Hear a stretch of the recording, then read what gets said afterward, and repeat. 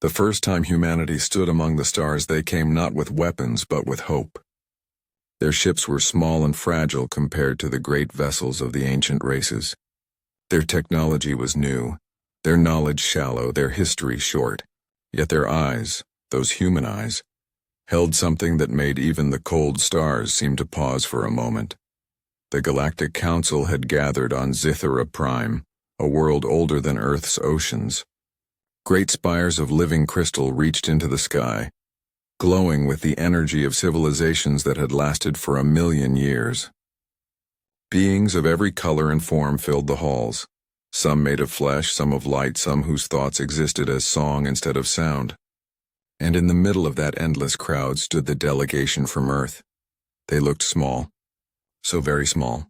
5 humans in simple dark suits stood beneath the massive council dome. Behind them hung a blue and white flag that seemed almost out of place among symbols carved from starlight. When the high speaker of the Zirn addressed them, his 7 tongues moved at once, creating words that echoed like thunder and whispered together. "You are the youngest," he said. "Your kind has barely stepped beyond its own sky. What wisdom do you bring to the Council of the Stars?" The human leader, Ambassador Maya Sol, bowed her head. Her voice was calm. "We come not to teach, but to learn. We come as friends." There was laughter, strange alien laughter that shook the chamber. The Valari, beings made of liquid silver, rippled with amusement. "Learn?" they said, their voices like bells in the wind. "Little humans, your species still argues over air and water. What could you hope to learn here that your tiny world has not already forgotten?"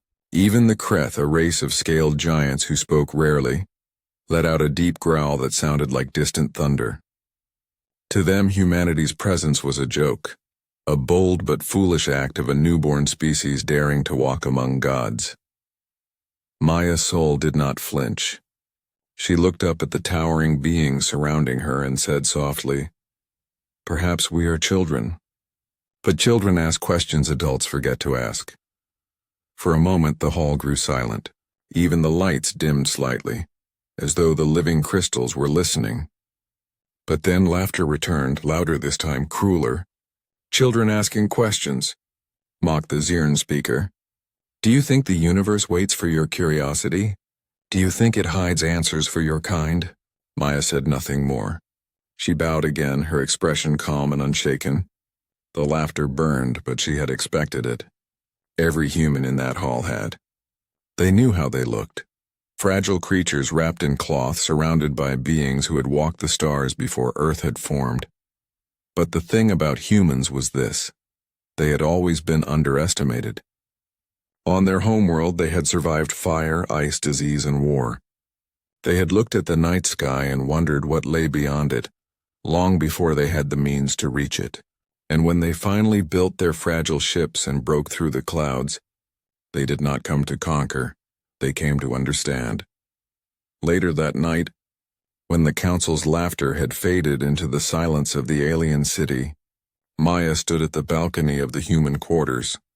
She looked up at the twin moons of Zithera and felt a deep ache in her chest. She thought of Earth, of oceans reflecting sunlight, of children running through green fields, of the fragile beauty of home. "Do they not see it?" whispered one of her aides. "Do they not see that we are trying to be like them?" Maya smiled sadly. "No," she said, "and perhaps that is our strength. They have lived too long. They have forgotten what it means to begin."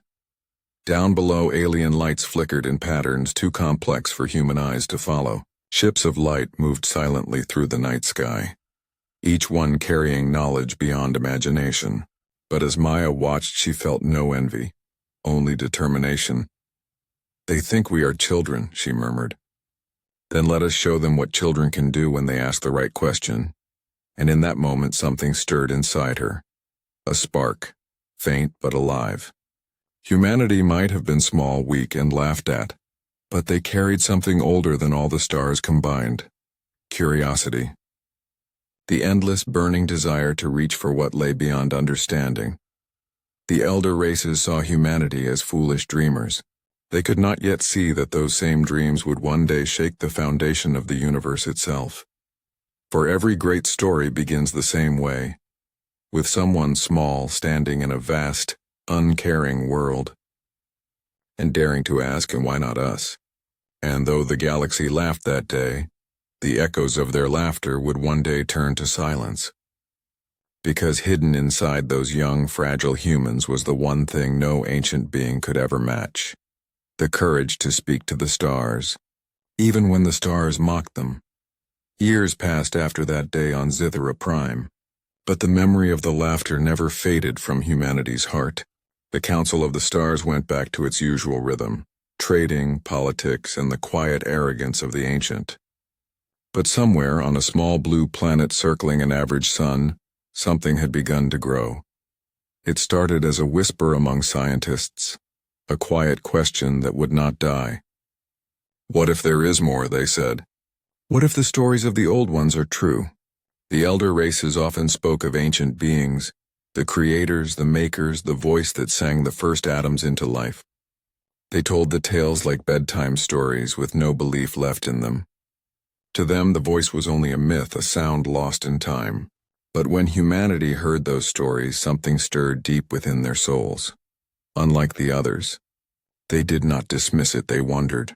On Earth, in cold laboratories and glowing space stations, men and women worked without rest. They read every ancient fragment, every piece of alien record that mentioned the voice. They discovered patterns hidden in the old songs, mathematical echoes that stretched across galaxies. A scientist named Dr. Elias Ward stood before his team one night, his eyes tired but shining. "They call us children," he said softly. "Then let us be children who ask the oldest question in the universe: who are we?" The others nodded. And thus began the Resonance Project. It was not meant for war nor for pride. Humanity had fought enough battles to know what destruction brought. No, this was different. This was about reaching something greater than themselves, something that could answer the questions every species had stopped asking long ago. As years turned into decades, their dream took form above Saturn, a world of rings and silence. There in the golden light of the gas giant, hundreds of ships gathered. Massive steel arms connected to form a circle so wide that whole cities could fit inside it. From a distance it looked like a halo, a bright ring of human ambition. They called it the Resonance Array. When word of it reached the Galactic Council, the reaction was immediate. The Volari laughed again. "Do they think they can summon gods?" They mocked. The Zirn sent observers, curious but doubtful. The Kreth called it a foolish monument to human arrogance, but not all were mocking. A few silent races, those who remembered the old light, watched carefully. Some said they could feel something in the air when the humans worked, something alive. On the array, Dr. Ward stood beside the main console, staring at the holographic structure glowing before him. "If the voice exists," he said to his assistant, "it might not be outside us. It could be in the vibration of all things, the pulse that keeps the universe breathing." His assistant frowned. "And if it doesn't exist?" Dr. Ward smiled gently. "Then we will have proven the silence. But at least we will have listened." Every nation on Earth joined the project. There were no flags, no rivalries, no war. For the first time in human history, the whole species worked for one purpose: to ask, to listen to the universe itself. Children grew up watching the golden ring rise in the skies above Saturn. People prayed for it, sang for it, dreamed of it. Humanity had never been more united. Meanwhile, among the stars, the laughter began to fade. The old races, once certain of their superiority, started to feel something they had forgotten long ago: curiosity. "Why are the humans so sure?" they whispered among themselves. "What do they feel that we cannot?" And yet none of them dared to believe. They had tried long ago to call the voice and failed. They thought the silence was eternal. But humanity was different. They did not worship the voice as gods once did, nor demand miracles. They only wanted to speak, to listen, to understand. On the eve of activation, Dr. Ward addressed the people of Earth and every station that orbited the stars. His words were broadcast across space, reaching even the distant worlds that once mocked them. "We are the youngest," he said. "We are the smallest. But we are the ones who still remember how to ask. The universe may be silent, but silence is not the same as absence. We will listen, not because we expect an answer, but because we still have faith that there is one." The Council of the Stars watched in quiet disbelief. They had seen empires rise and fall, but never had they seen such hope. And somewhere beyond all their machines and mathematics, something ancient stirred, a pulse deep in the void, a faint heartbeat, as if the universe itself was waiting to be remembered. Humanity did not know it yet, but the moment they turned on the resonance array, they would awaken something no one had dared to touch for eons. The laughter of the galaxy would soon fall silent, because for the first time in countless ages, someone was about to call home. The resonance array floated in the golden light of Saturn like a crown of hope. Miles wide, built from silver and steel, it shimmered against the dark sea of space. From Earth it looked like a small ring, but to those who stood upon it, it was a world of its own, a city of scientists, dreamers, and believers who had given their lives to one purpose: to awaken the universe. It had taken 70 years. 3 generations had worked on the array. Grandparents had died building the foundation. Their children had completed the structure. Now their grandchildren stood ready to turn it on. The entire project had become something more than science. It had become faith wrapped in metal. Dr. Elias Ward, now an old man, watched from the control deck as his team prepared for activation. His hair was white, his hands trembling, but his eyes still burned with the same fire that began this dream. Around him, hundreds of technicians moved quietly, their voices calm, their movements steady. No one shouted. No one rushed. Every soul there understood the weight of what they were about to do. Across the galaxy, every world watched. Millions of alien eyes turned toward the Sol system. For the first time, the laughter was gone. Curiosity had taken its place. The Valari sent probes to record the event. The Zirn built shields around their observation stations, afraid of what might happen. Even the silent Kreth warriors gathered in their temples, whispering ancient prayers long forgotten. Something about this human project made even the proudest races uneasy.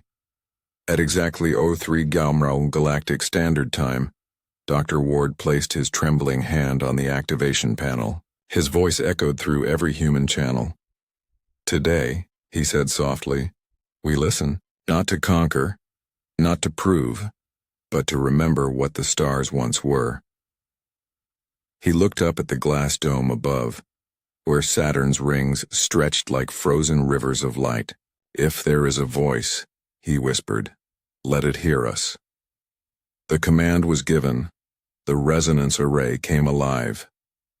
First came the hum, a low vibration that moved through every ship, every human heart. Lights flickered. Space around the ring shimmered as if reality itself was breathing. The hum deepened into a tone, a sound no human instrument had ever recorded before. It was not loud, but it was felt. People across Earth looked to the sky and wept without knowing why. Some said it was the most beautiful sound they had ever heard. Others said it felt like being a child again, like hearing their mother's voice after years of silence. Then the array began to sing. A wave of energy rippled outward, invisible yet powerful enough to reach across the stars. It passed through planets, moons, and suns, through every corner of the known galaxy. The hum carried with it a question, written not in words but in emotion. "Are you there?" At first there was only silence. Hours passed. Nothing answered. The scientist continued to monitor the readings. Hope began to dim. Some whispered that maybe the old races were right, that the voice was truly gone. Dr. Ward stood quietly, his hand resting on the console. His face was tired but peaceful. "Even if the silence remains," he said softly, "then we will have proven that we tried. And that means something." But before anyone could reply, every screen on the array flickered. A strange vibration moved through the metal floor, gentle at first, then growing stronger. The hum returned, but now it was not from the array. It was coming from the stars themselves. Across the galaxy, alien ships reported strange readings. Energy waves they had never seen before. Old machines buried deep in ancient ruins began to awaken. Symbols carved on forgotten worlds began to glow faintly. Something had heard them. One of the engineers gasped as the sound deepened, filling every frequency. "Doctor," she cried, "it's responding." "The universe is responding." Dr. Ward closed his eyes. His hands shook. "No," he whispered. "It's not the universe. It's something within it." The lights dimmed. The sound grew warmer, richer. For a moment, time itself seemed to pause. Every human, every alien, every being across the stars felt the same thing. A pulse deep in their minds. A soft vibration like a heartbeat. It was not frightening. It was peaceful. It felt like home. On distant worlds, the oldest races trembled. They recognized it. They had heard it once before, long before their empires rose. It was the voice of the beginning, the song that had shaped creation itself.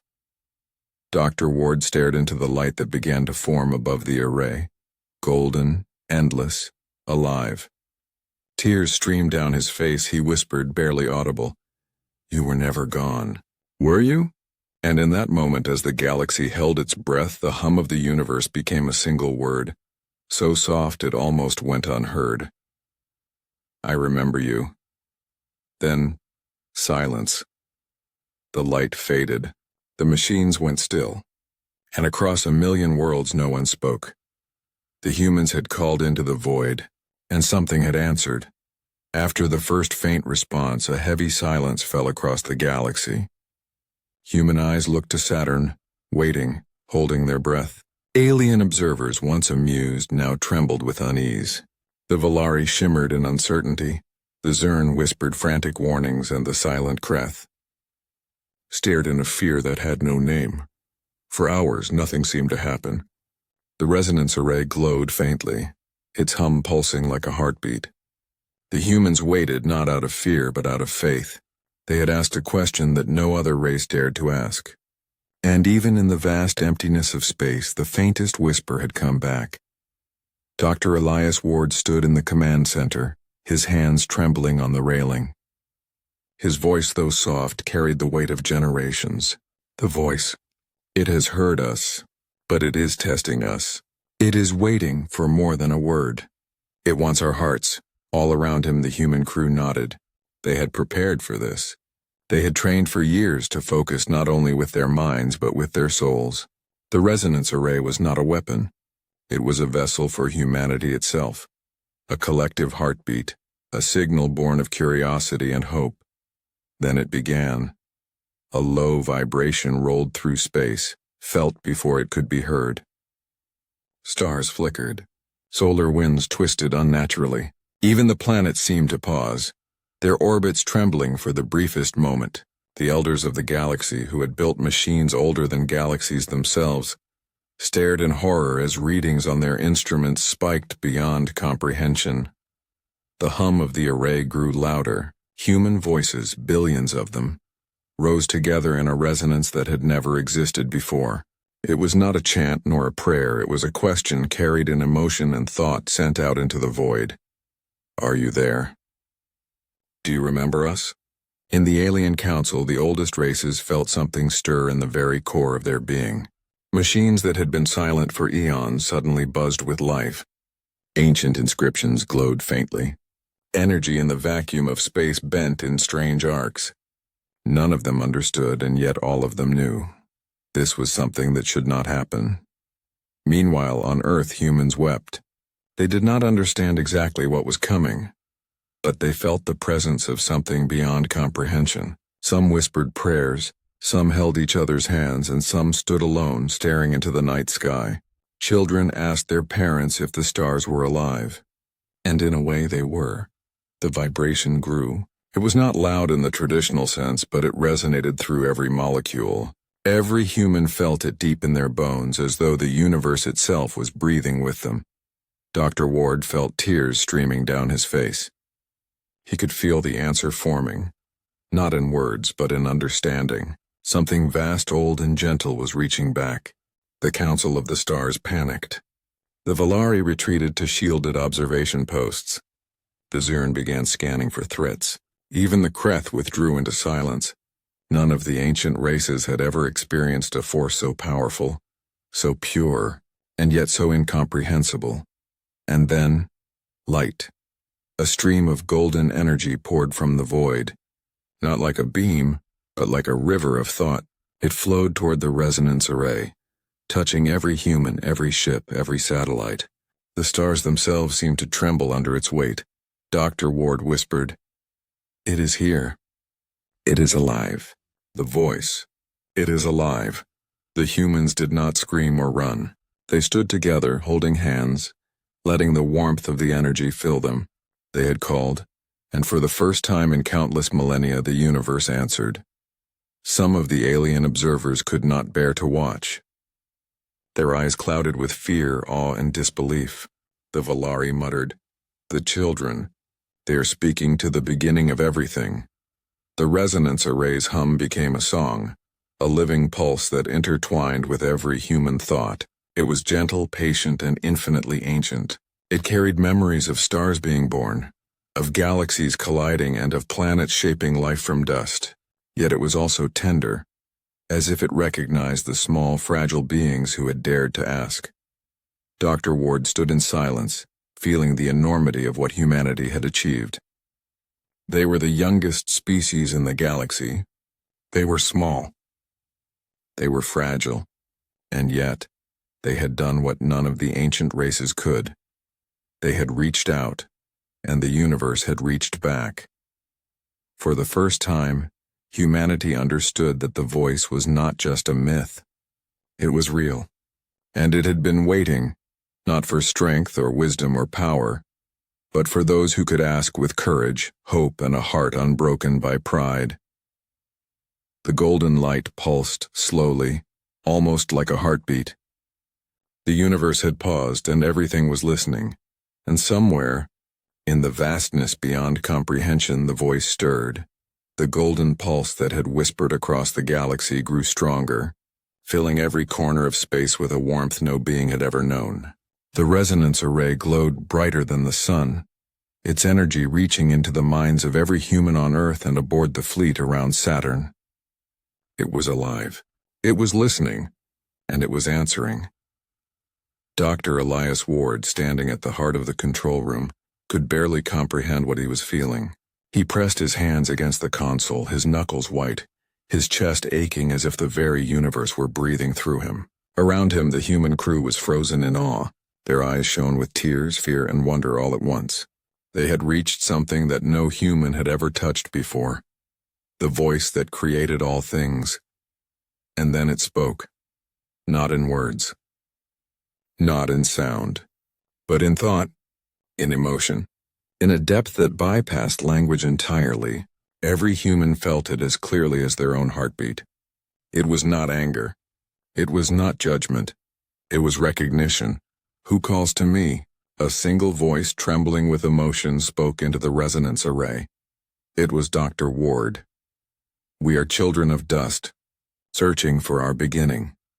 The response came immediately, washing over them like a tide of light and sound intertwined. "You are the dust that learned to dream. You are the echo that became aware of itself." The resonance array quivered, the golden light rippling in waves that bent reality itself. Every human felt it deep in their soul, as though the voice was not just speaking to them but through them. Memories of their ancestors, of the rise of civilizations, of the small kindnesses and failures of humanity, flooded their minds. It was overwhelming. It was truth. It was love. In the Council of the Stars, the ancient races recoiled. The Valari ships shimmered violently, shields sparking from energies they could not measure. The Zirn tore at their robes, their 7 tongues trembling in terror. Even the Kreth, who had once been silent, let out low, shaking growls that echoed across their homeworld. No species should be able to do this, the Valari whispered, their silver form quivering. Only the creators. But humanity did not falter. They were small, fragile, and yet unbroken. They had asked. And for the first time in eons, something that had shaped the galaxies had answered. Why now? Came the voice, soft and eternal. Maya Sol, who had been observing the array from Earth's command center, stepped forward, tears streaming down her face. Because we remembered how to ask, she whispered. We remembered that wonder is stronger than fear, that hope can reach farther than power. And we dared to call. The voice pulsed again, and every human fell to their knees. This time words did not matter. Emotion did not need translation. They were seen, understood, and embraced by something infinite. You have awakened what has been waiting. You have reminded the universe of itself. Stars flared, bright and warm. Planets shifted slightly in their orbits, and the ancient machines of the galaxy hummed in resonance. The council races could not hide their terror. They had spoken to the voice before. They had failed. They had been silent when they should have asked. But humanity had succeeded where they could not. Dr. Ward looked up, his voice barely audible. It is not angry, it is pleased. You are young, the voice said, fragile yet unbroken, small yet infinite. You carry the spark that the old ones have forgotten. Remember this, life is not to conquer but to grow. The young ask questions the old will never dare to ask, and so you will continue. Across the galaxy, beings of unimaginable age shivered. They had lived through wars, through the birth and death of stars, and yet they had never heard a sound so powerful that it could reach every heart at once. They realized their arrogance had blinded them. They had laughed at children, and now they witnessed the children speaking to the very voice of creation. The resonance array hummed softly as the golden light gradually faded. The humans rose to their feet, exhausted but radiant, knowing they had touched something no other species could claim. They had spoken with the voice that created the universe, and the universe had responded. Dr. Ward turned to his team, his eyes shining. We were laughed at, he said. We were called children, but now the galaxy knows that even children can touch eternity. Somewhere deep in the void, the voice pulsed once more, faint but unmistakable, as if smiling. And humanity, small, fragile, courageous, stood as the first of their kind to remember the beginning and awaken what had always been waiting. The stars were no longer distant and cold. They were alive, singing with the pulse of hope, carrying the sound of a young species that dared to ask the greatest question in the universe. And the galaxy would never be the same again. The galaxy trembled in the aftermath of humanity's call. The resonance array, though silent now, had left a mark that no being could ignore. Across the stars, the council races, once so certain of their superiority, stood stunned. Pride, which had lasted for millions of years, crumbled under the weight of what humans had achieved. The Valari retreated to their observation posts, unable to comprehend the event. How? Whispered their high observer, silver light flickering with confusion. How could such a young species speak with the voice? The Zirn were silent, their 7 tongues useless for words. Their oldest scholars trembled, realizing their knowledge, their wisdom, even their ancient machines had been powerless to reach what humanity had touched. The Kreth, proud warriors who had dismissed humans as infants, bowed in respect they did not fully understand. And yet humanity stood quietly on Saturn, exhausted but unafraid. They had done what others thought impossible. They had asked, they had reached, and they had been heard. They were small, fragile, young, and yet for the first time, the old races saw something they had forgotten: courage. Dr. Elias Ward walked through the halls of the array, feeling the weight of every moment. Every heartbeat of humanity had been part of the call. Every thought, every hope, every whispered dream had resonated through space.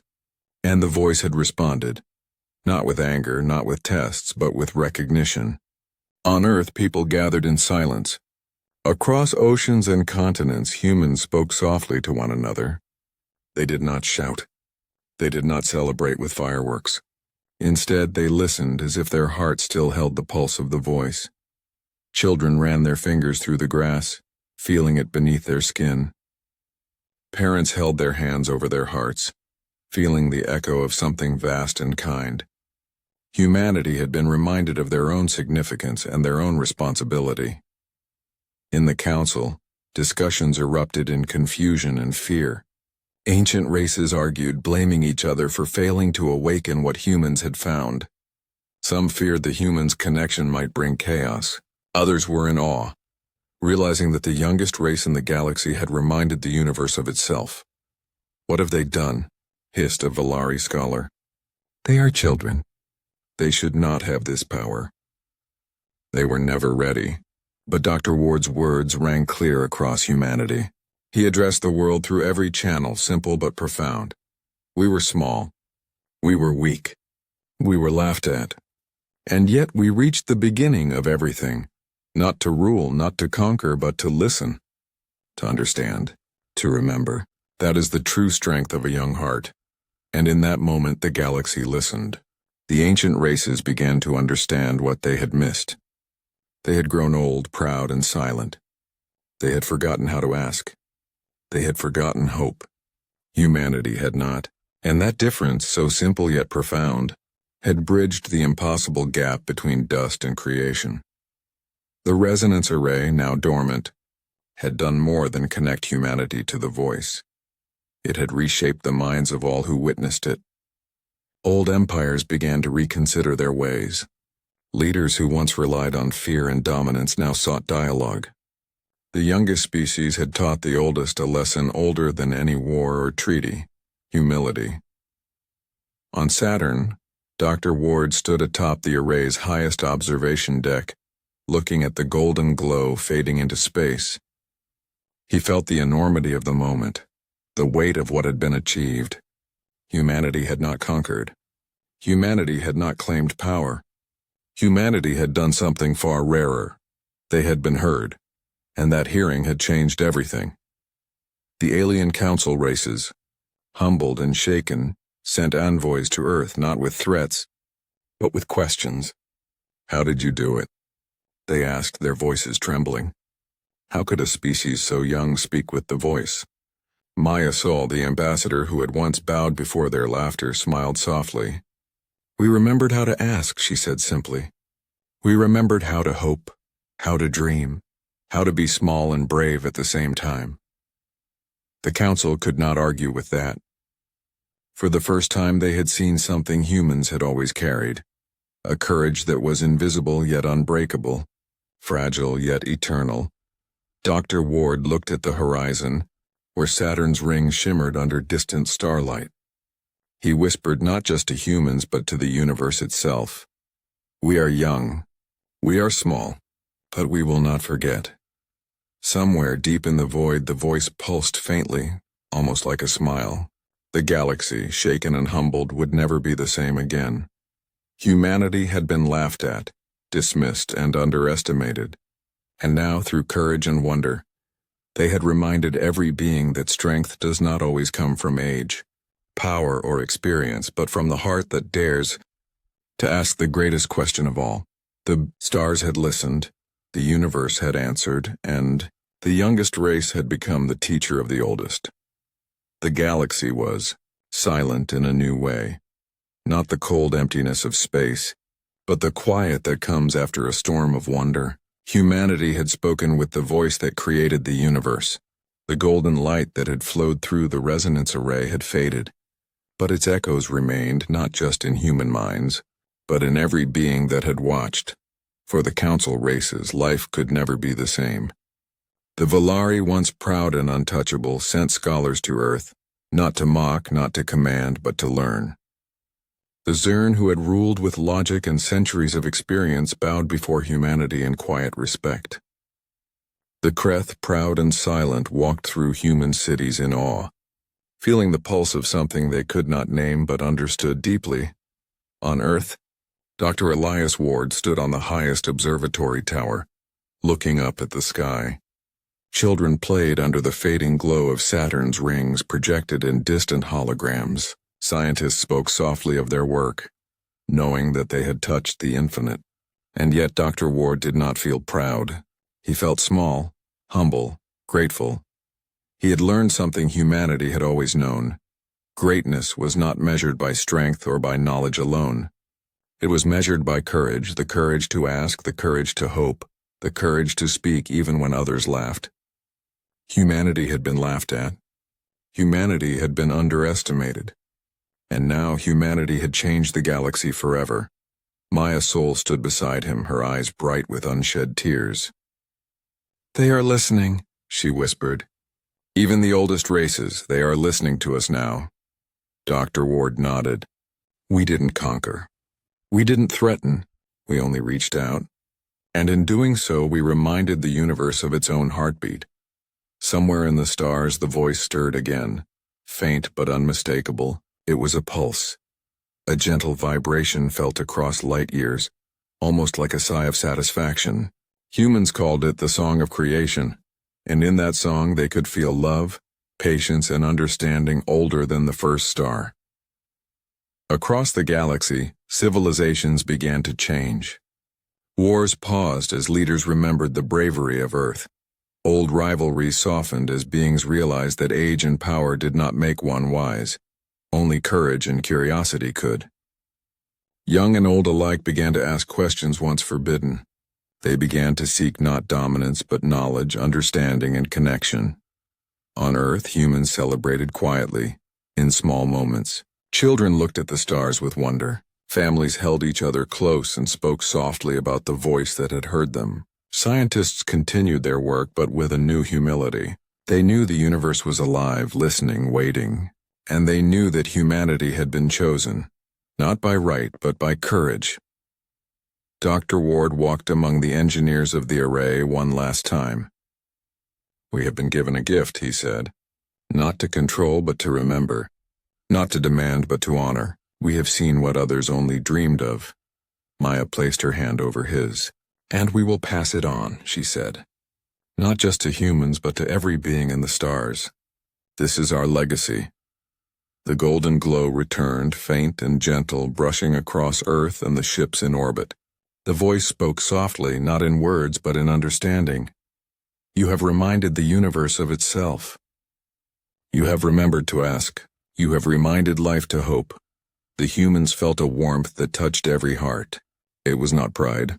It was belonging. For the first time, they understood what the creators had meant when they spoke of life as a song. Every being, every planet, every star had a voice, and now humanity had learned to sing with them. In the years that followed, humanity's influence spread, not as conquerors but as teachers. They helped ancient races remember the courage of youth. They reminded them that even the oldest civilizations could learn again. And as humans looked to the stars, they saw not cold lights, but living neighbors, each carrying a pulse of the universe. Humanity was no longer the youngest, timid race. They were the spark, the children who had awakened the voice, who had reminded the galaxy that even small hearts could hold the power to change everything. Dr. Ward stood one last time on the balcony, gazing at the golden horizon. He whispered softly, as if speaking to the stars themselves. "We were laughed at. We were called children, but we have spoken, and the universe has listened." Somewhere deep in the void, the voice pulsed again, gentle, patient, eternal, and in that pulse humanity felt the truth. The universe had always been waiting for someone small, fragile, and brave enough to ask. The stars shone brighter that night, and for the first time in eons, every being that listened knew. Humanity had not just grown. Humanity had awakened the universe itself. They laughed at young humanity, until we spoke with the voice that created the universe. The galaxy would never forget.